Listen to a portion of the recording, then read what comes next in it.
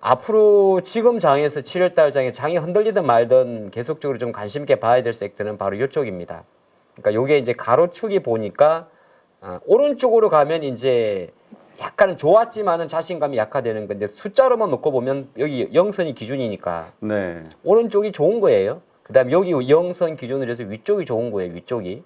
그래서 보게 되면 예상보다 잘 나올 것 탑픽이 청건주입니다. 그러니까 이거는 이제 제가 우리가 이제 청건주 투자 포인트가 거래 대금 그리고 주가 지수 그렇게 해석하지 않습니까? 지금 밸류업을 뺀다고 하더라도 그러니까 국내 정권사는 거래 대금 20조가 돼도 수수료율이 워낙 낮기 때문에 위탁 수수료 낮는데 해외 거래 같은 경우는 높습니다. 그렇죠. 예, 해외가 조금 높고 그렇기 때문에 이제 실제적으로 정권사 같은 경우는 해외 거래 요새 이제 가장 큰 트렌드가 국내 정시 들어오서 못해 먹겠다. 미국 가자 이야기잖아요. 그렇기 그렇죠. 때문에 그게 이제 가장 좀 좋은 거고 보험도 마찬가지입니다. 금융 상계등고 원래 좋은 곳은 뭐냐하면 운송하고 필수 소비자 쪽에 운송은 적게 말해 투자 포인트는 사실 별거 없어요. 이게 운송 관련 대표주가 해운주잖아요. 예, 그러면 이제 HMM 있을 거고 대한해운 페노션 있을 거고 글로비스 있고 이럴 건데 사실 종목 투자 포인트의 관점에서는 HMM은 이번 주에 무려 4천만 주의 물량이 상장됩니다. 그렇기 때문에 그 4천만 주 오버행 이슈 때문에 투자는 좀 그런데 이슈적 관점에서는 어느 정도 이쪽이 나쁘지 않다는 거고 요게 이제 핵심 머리가 아파요. 화장품하고 이런데 화장품이 최근에 보게 되면 생각보다 잘 안 갈 겁니다. 네. 네, 제가 그래서 지난번에도 지금 오늘 밤에 나온 해외 외신에서는 아마존 프라임데이의 매출 자체가 전년 대비해서 한 10% 이상 증가할 것이다. 그래서 여기에 이제 주요 화장품 납품하는 코스맥스라든지 뭐 콜마라든지 실리콘투라든지 이렇게 관심이 좀 많긴 많은데 실적 자신감이 약해졌다는 말은 뭐냐면 주가가 너무 올라서 그래요. 많이 오르긴 했어요. 네, 너무 올라가지고 이게 두 가지가 있는데 화장품하고 음식료입니다.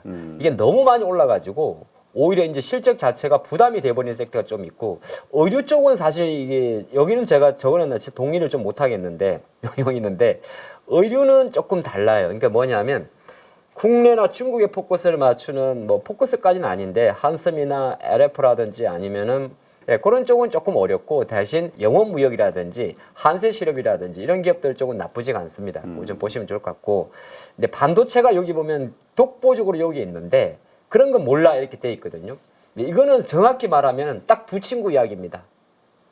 삼성하고 하이닉스 이야기예요. 이게 삼성하고 하이닉스 이야기 물론 이제 다른 것도 몇 개 없잖아요. 있을 수는 있어요. 실적이 좀 좋은 반도체 종목들이 있는데 많죠. 리노공업 같은 경우는 실적이 좋은데도 주가가 빠져 있잖아요.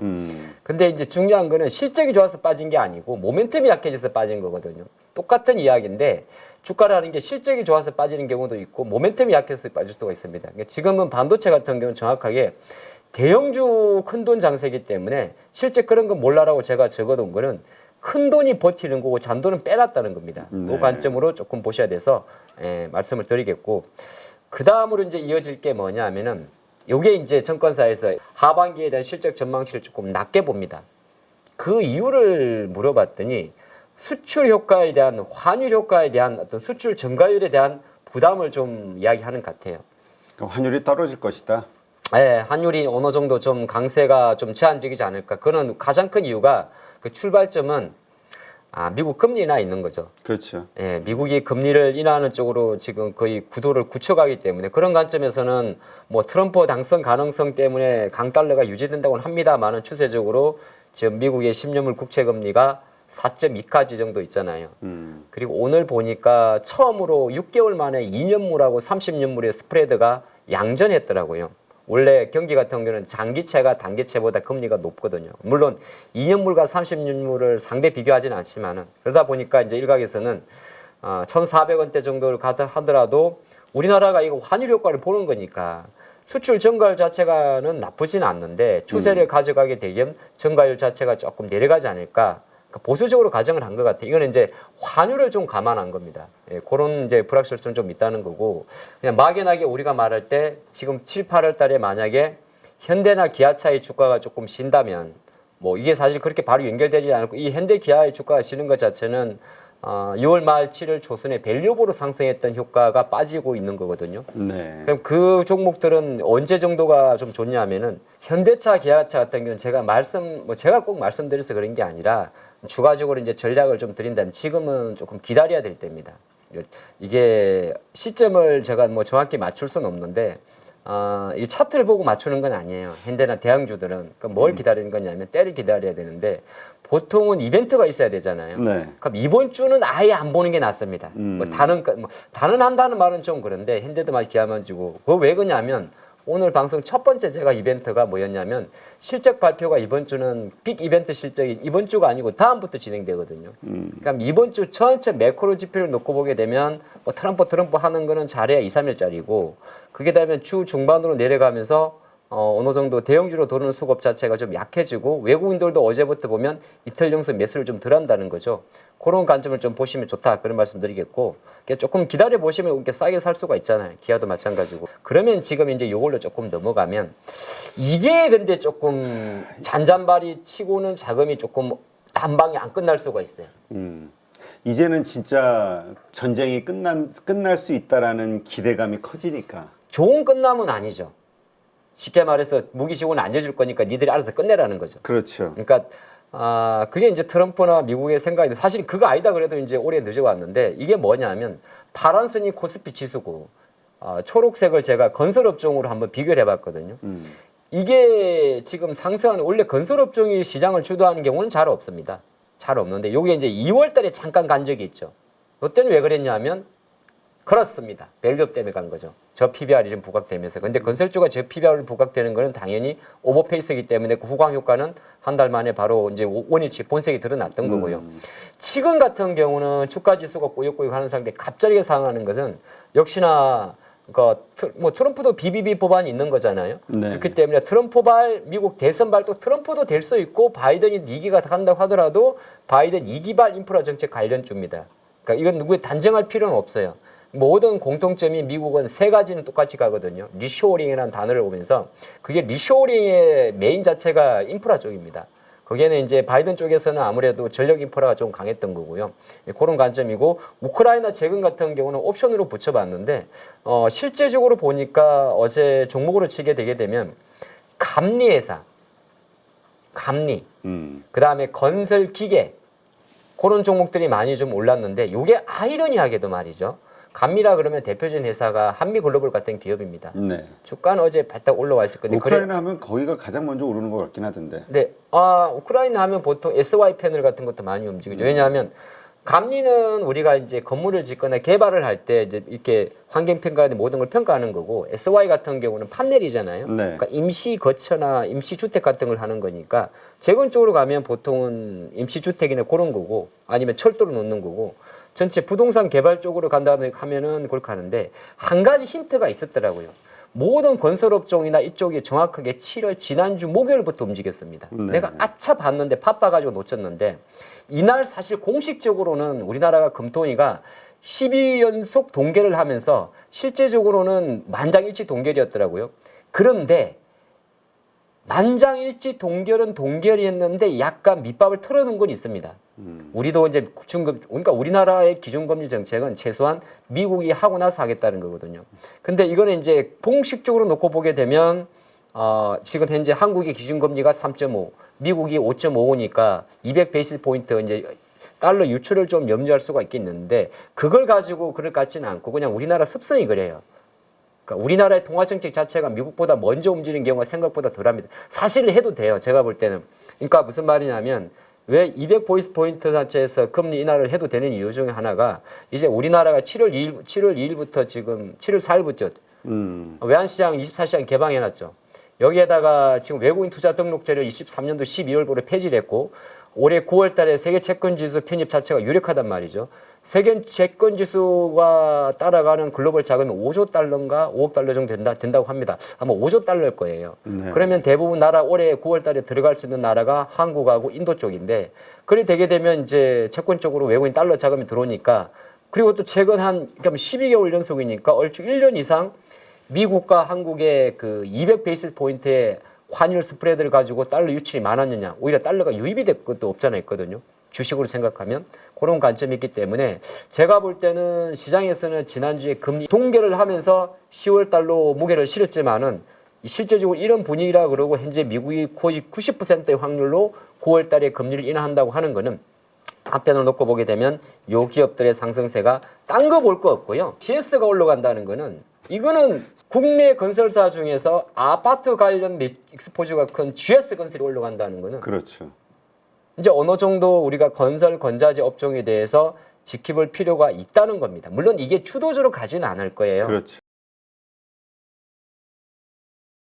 요즘 저 이주연 대표도 에코프로를 포함해서 상당히 긍정적으로 보고 있잖아요. 2차 전지. 일단 바닥이 될 가능성이 굉장히 높은 구간이 아닌가라는 생각이 들고 손절을 짧게 가져갈 수 있고 만약 여기서 바닥 논리 요게 이제 맞아 떨어지면 결국은 발바닥 각질에서 우리가 잡는 그런 행운이 되지 않겠냐라는 생각을 좀 가지고 있는 거고요. 뭐 사실 열이면 열 제가 이제 방송 여기저기 가서 얘기를 하면 같이 이제 출연하시는 패널들 중에 2차 전지 좋게 보시는 분 거의 없어요.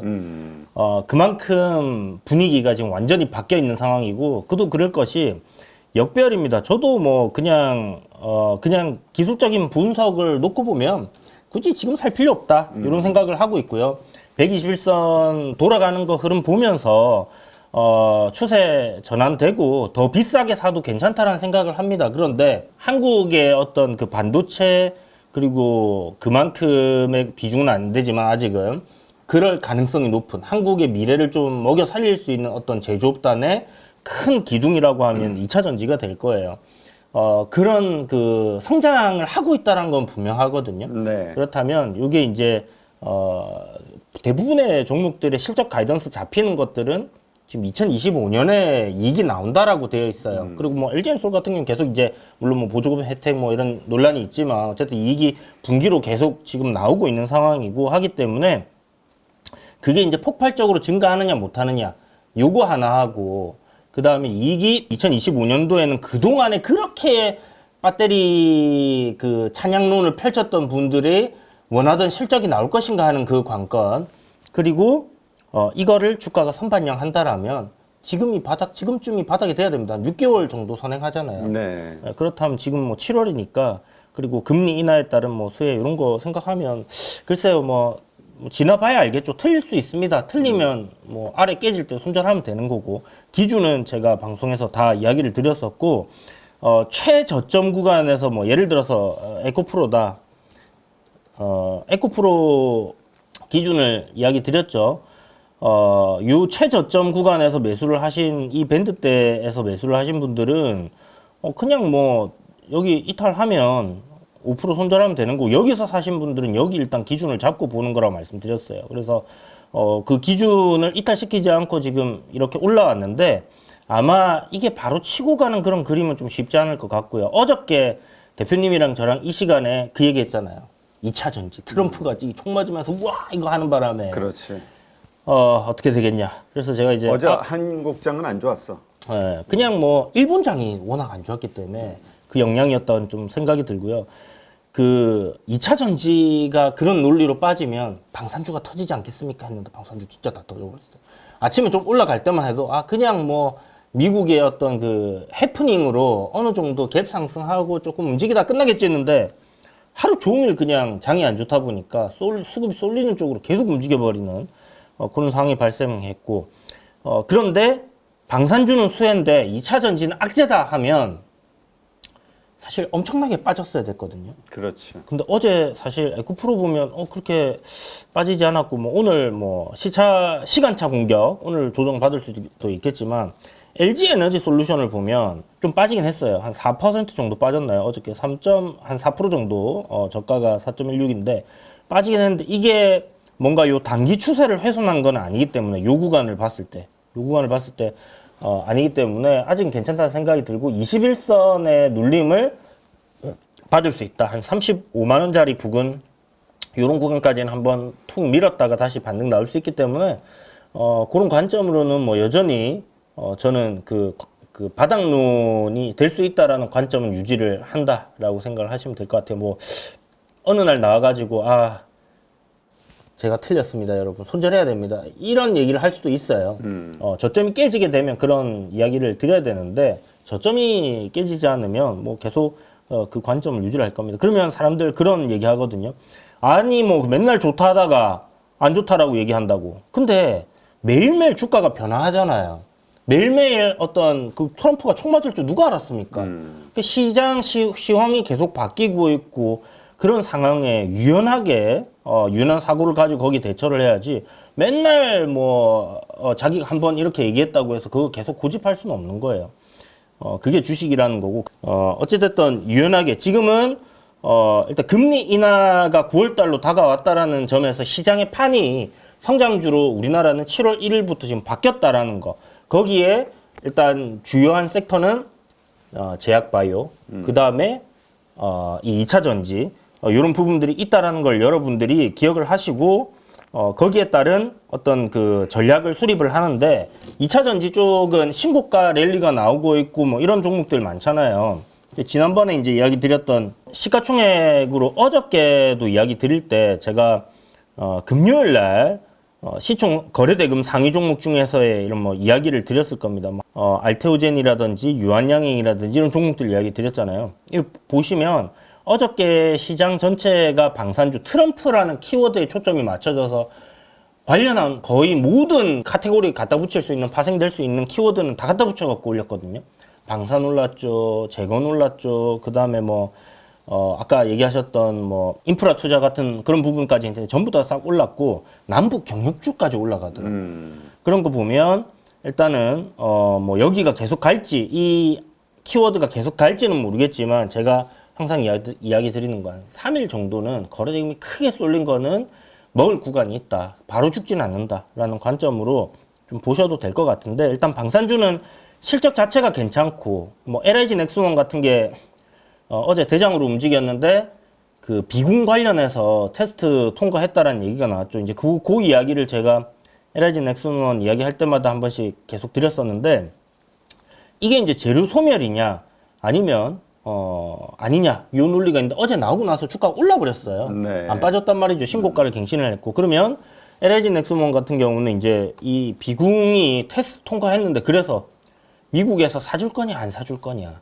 요게 이제 남아 있습니다. 걔네들이 사용하는 뭐 헬파이어인가 뭐 비슷한 무기가 있는데 요 유도 무기는 1억 2천만 원짜리고 얘네들이 이 요번에 테스트했던 비궁은 4천만 원짜리란 말이에요.